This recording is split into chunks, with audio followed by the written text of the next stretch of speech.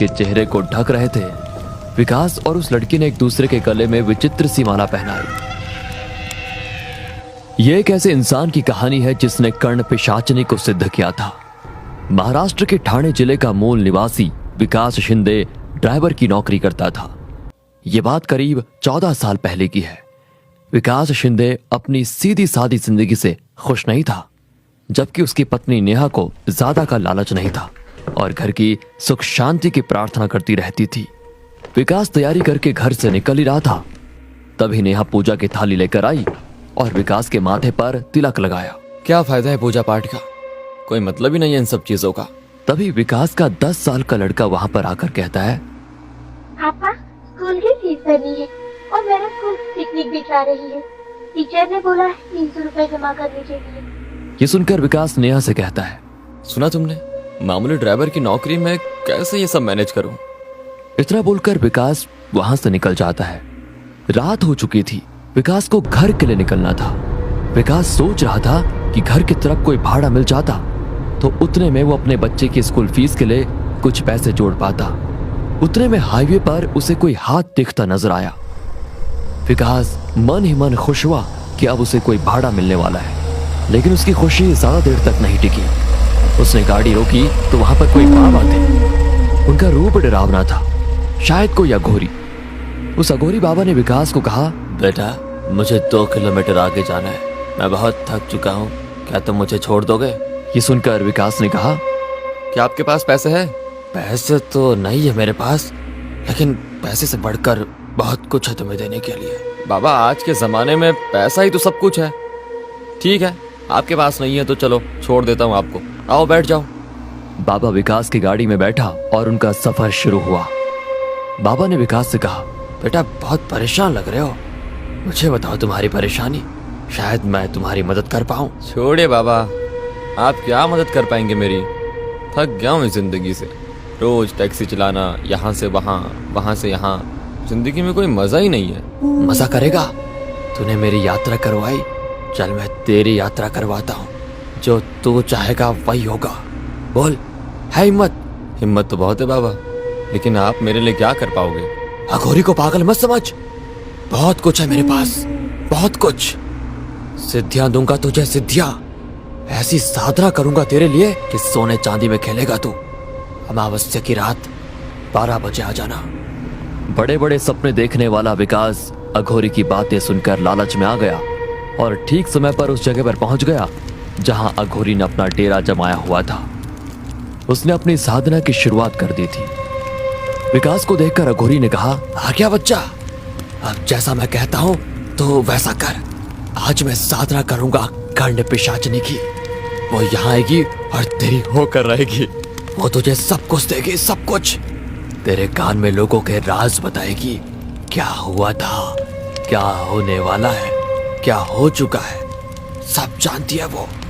उससे मिलेंगे तुझे लोगों के राज और वो राज तो लोगों को बताकर करोड़पति बन जाएगा, करोड़पति। विकास कपड़े उतारकर अघोरी के सामने बैठ जाता है और अघोरी जैसा कहता है वो वैसे मंत्र जाप करने लगता है।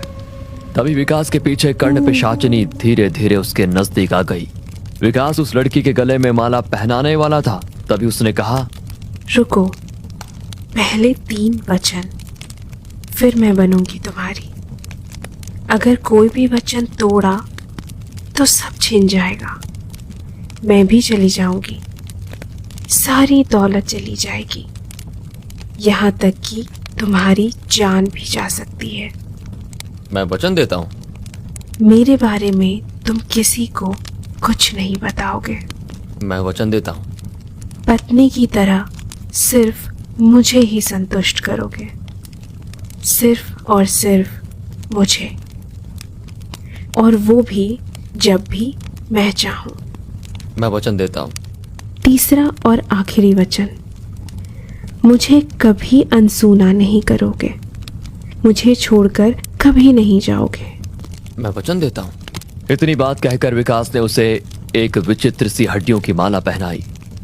कर्ण पिशाचिनी ने अपने हाथ आगे किए तो उसके हाथ में अचानक से वैसे ही माला प्रकट हुई। उसने माला विकास को पहनाते हुए कहा, अब मैं तुम्हारी हुई, मरते दम तक। विकास अब टैक्सी के पास आकर रुका। कर्ण पिशाचिनी भी उसके साथ खड़ी थी। तभी एक बड़ी सी कार विकास के पास आकर रुकी। उसके ड्राइवर ने विकास से पूछा, सर गोरेगांव जाने के लिए कैसे जाना होगा? मैं रास्ता भटक गया हूँ। ड्राइवर कुछ कह रहा था। तभी कर्ण पिशाचिनी ने विकास के कान में कुछ कहा और विकास ने उस गाड़ी के ड्राइवर को कहा, गाड़ी में मंत्री जी है ना, उनसे कहिए कल कैबिनेट की मीटिंग में उन्हें होम मिनिस्ट्री मिलने वाली है। विकास की ये बातें सुनकर पीछे बैठे मंत्री जी ने कार का कांच खाली करते हुए कहा, तुम्हें कैसे पता कल कैबिनेट की मीटिंग है और मुझे होम मिनिस्ट्री मिलने वाली है?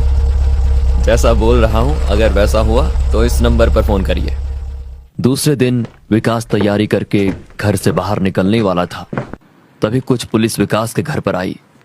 विकास डर गया, लेकिन कुछ ही वक्त में कल वाले मंत्री जी विकास के सामने आए। उन्होंने एक बैग विकास को देते हुए कहा, बाबा बाबा, आपके इस भक्त को आप शरण में ले लो। मैंने कल की आपकी बात को ऐसे ही मजाक में ले लिया था। एक मामूली सा एमएलए था, आपके कृपा से आज होम मिनिस्टर बन चुका हूँ। आज से आप जैसा कहोगे मैं वैसा करने को तैयार हूँ।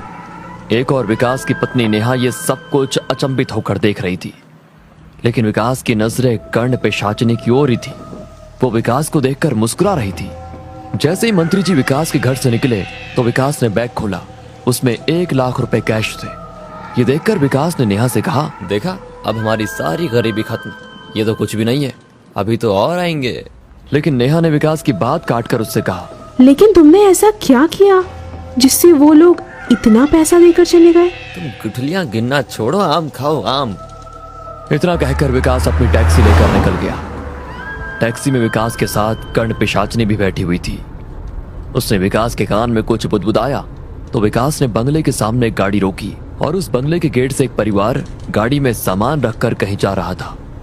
तभी विकास ने जोर से चिल्लाते हुए कहा, मत जाओ, अगर जाओगे तो तुम्हारी मृत्यु निश्चित है। जाना ये तो कल जाना। ये सुनकर गाड़ी में सामान रखने वाला आदमी गार्ड को बोलता है, अरे कौन है ये पागल? हाँ हटाओ इसे यहाँ से। तभी उस आदमी की औरत कहती है, आज सुबह से ही मेरे मन में कुछ डर जैसा लग रहा है और उसमें ये आदमी अचानक से यहाँ आकर ऐसी बातें कर रहा है। प्लीज आज का प्लान कैंसिल करते हैं। इतना कहकर वो घर में चले जाते हैं। रात हो चुकी थी। विकास घर आया। उसने नेहा से कहा, खाना परोसो। नेहा और विकास खाना खा रहे थे। तभी कर्ण पिशाचिनी ने विकास के कान में कुछ कहा और विकास खाने की थाली वैसे ही छोड़कर घर के बाहर निकल गया और थोड़ी देर से फिर से घर आया तो उसके हाथ में दारू की बोतल और कुछ खाने का सामान था। उसने लाया हुआ सामान खोला तो उसमें चिकन था। मुर्गी की बड़ी बड़ी लेग पीस खाते हुए वो दारू पीने लगा। ये सारा नजारा नेहा अचंभित होकर देख रही थी।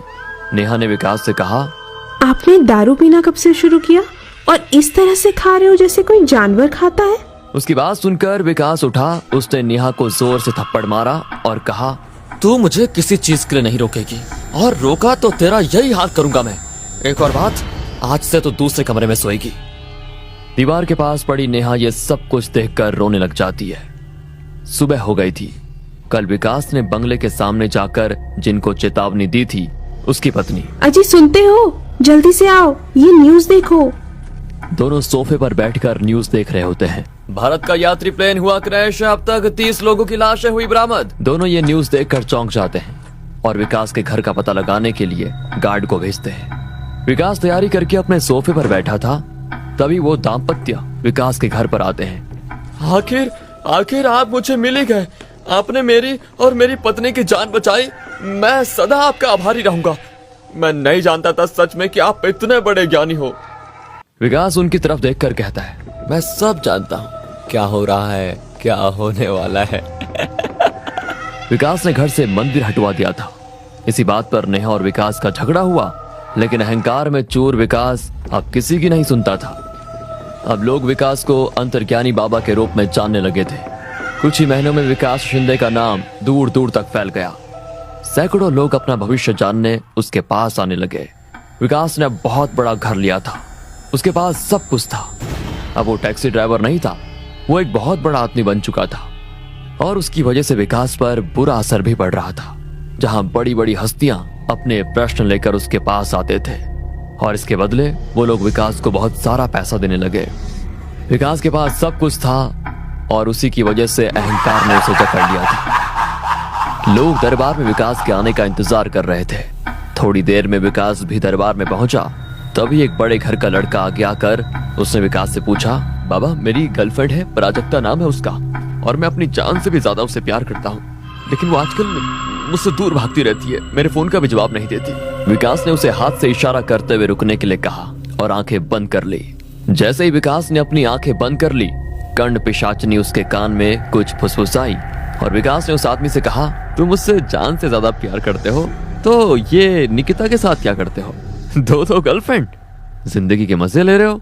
ये सुनते ही उस लड़के के होश उड़ गए। उसने विकास से पूछा, बाबा ये आपको कैसे पता? मुझे सब पता है, अंतर्ज्ञानी हूं मैं। दौलत के लिए उससे प्यार करता है ना, चिंता मत कर, वो जल्द ही मरने वाली है और उसके नाम पर जो प्रॉपर्टी है वो तेरे नाम हो जाएगी, लेकिन हाँ उसका आधा हिस्सा मेरी दान पेटी में डालना मत भूलना। अपनी बात को जारी रखते हुए विकास ने मौजूद लोगों से कहा, सब घर जाओ यहाँ से, अब कल आना। तभी उसके बाजू में खड़ी कर्ण पिशाचिनी विकास के कान में कुछ कहने लगी तो विकास ने घमंड में आकर उसे रोका। जैसे ही विकास ने उसे रोका, कर्ण पिशाचिनी अपने असली रूप में आई और उसने विकास को कहा, मैंने तुम्हें वचन मांगा था, तुम कभी मुझे अनसुना नहीं करोगे। तूने वचन तोड़ा है, इसका परिणाम तुझे भुगतना पड़ेगा। इतना कहकर वो जोर जोर से विकास के कानों में हंसने लगी और चीखने चिल्लाने लगी। विकास ने अपने कान बंद कर दिए, लेकिन उसकी हंसी की आवाज इतनी जोर जोर से विकास को आ रही थी कि विकास के कानों से खून निकलने लगा और वो वहीं बेहोश होकर नीचे गिर गया। नेहा विकास की पत्नी, उसे कर्ण पिशाचिनी के बारे में अंदाजा हो गया था। उसने उसी अघोरी बाबा को अपने घर में बुलाया जिससे विकास ने सिद्धि प्राप्त की थी।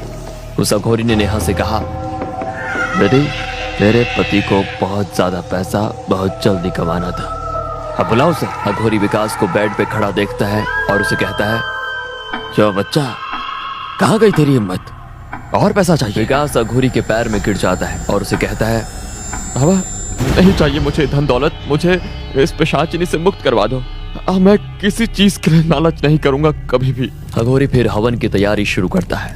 जमीन पर एक रिंग जैसा यंत्र बनाता है।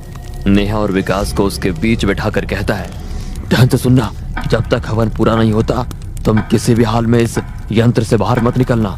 हवन शुरू होते ही कर्ण पिशाचिनी वहां पर आ जाती है और विकास को डराने की कोशिश करते हुए बोलती है, कुछ भी कर मेरी प्यास आंखों से ही बुझेगी। उसका वो भयानक रूप और आवाज सुनकर विकास और नेहा थरथराने लगे, लेकिन उन्होंने ठान लिया था कि कुछ भी हो जाए हवन पूरा होने तक वो वहां से नहीं उठेंगे। लेकिन तभी उन्हें उनका बच्चा, नेहा ने जिसे अपने मायके में भेजा था, वो रोता हुआ उन्हें दरवाजे के पास खड़ा दिखा, जो उन्हें पुकार रहा था, मम्मी पापा प्लीज मुझे बचाओ, ये मुझे नहीं छोड़ेगी। उसकी आवाज को सुनकर दोनों का दिल पिघल गया।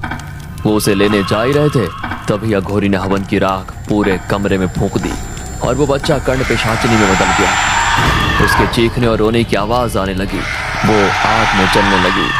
थोड़ी ही देर में वो भस्म हो गई और अघोरी ने कहा, बेटा तुम अभी मुक्त हो, हम तो अघोरी हैं, हमें भगवान भोलेनाथ के भक्ति के अलावा किसी चीज का लोभ नहीं, लेकिन तुम साधारण लोग लालच और लोभ में इतने डूब जाते हो कि आगे पीछे का कुछ नहीं सोचते।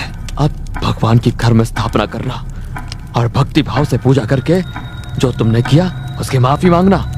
इतना कहकर अघोरी निकल जाता है।